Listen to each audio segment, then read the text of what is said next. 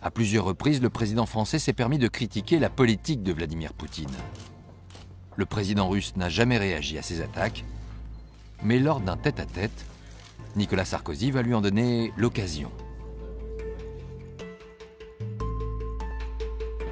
Nicolas Sarkozy, très sûr de lui, commence à dire « Avec moi, on va parler des sujets qui fâchent, il n'y aura aucun sujet tabou. Les centaines de morts en Tchétchénie, pour moi, c'est inadmissible.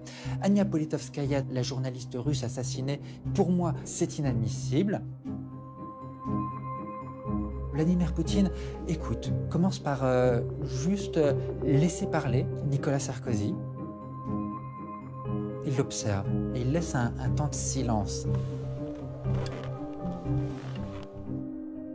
Un temps de silence qui d'ailleurs installe une certaine gêne. Et puis il prend un air un peu narquois et lui demande « C'est bon, t'as fini là ?» Sarkozy « Oui. » Bon, alors je vais t'expliquer. Tu vois, ton pays, il est comme ça. Mon pays, il est comme ça. Alors maintenant, de deux choses l'une. Ou bien tu continues sur ce ton et je t'écrase, ou alors tu arrêtes de parler comme ça et tu verras, tu viens juste de devenir président de la France, mais je peux faire de toi le roi d'Europe.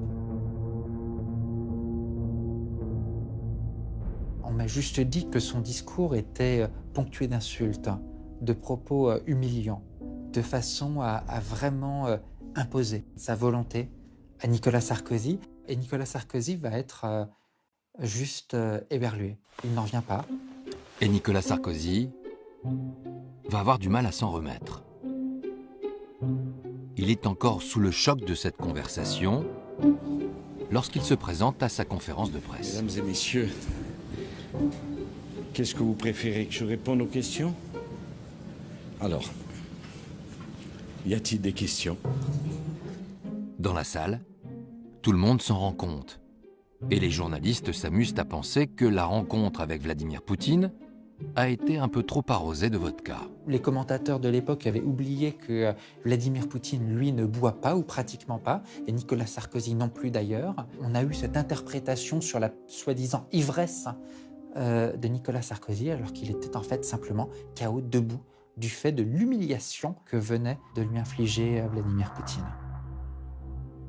Nous avons évoqué tous les sujets, la Tchétchénie, la journaliste, les droits de l'homme, les droits des homosexuels. Nous l'avons fait calmement, sereinement, mais je l'ai fait sans aucune agressivité.